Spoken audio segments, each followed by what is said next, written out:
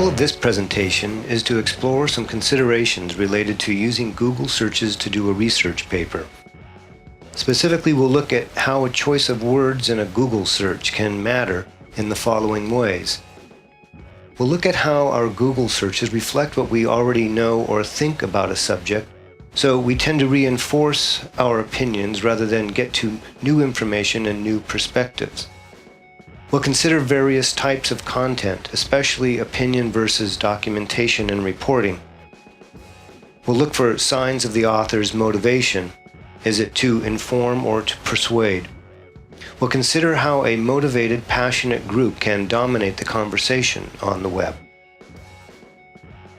How can our Google search impact or color the information we reach? Let's say we are asked to write an argumentative paper on socialism in America.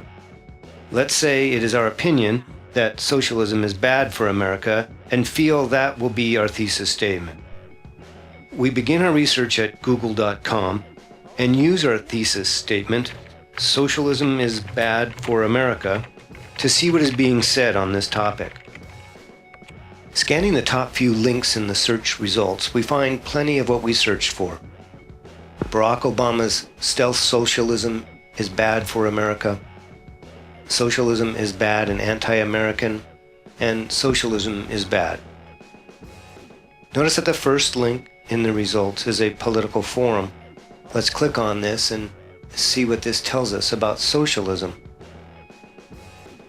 Let's go to the page that is under discussion in this forum. Notice that the article is not on the subject of socialism, but is an opinion piece on what Obama intends to do. Notice Obama's positioning himself, he'd like to, etc.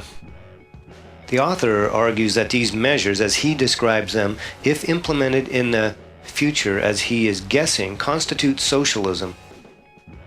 It also is an opinion piece on socialism itself, as we see most clearly in the concluding remarks.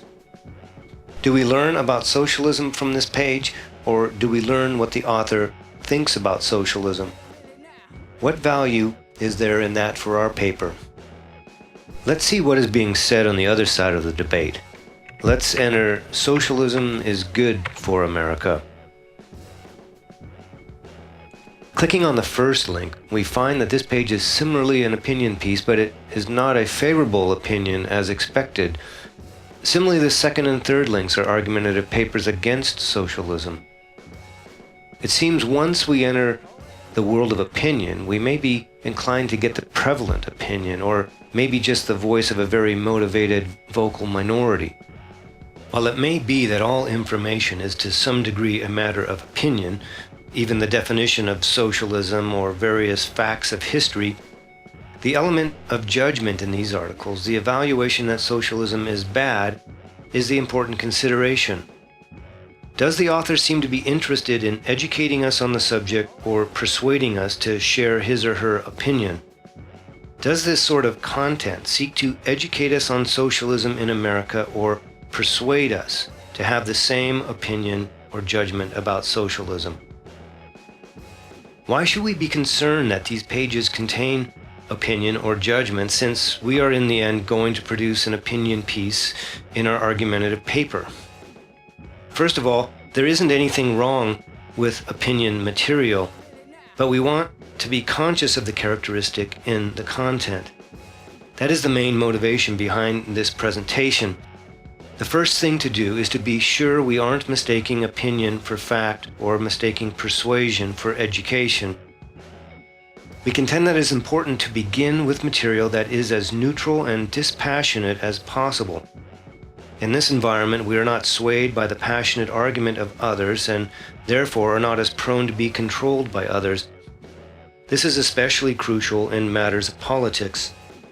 Here we hope to be exposed to the details of the subject, often ignored in passionate, persuasive articles, and we are most free to think for ourselves and to come to our own opinions and judgments.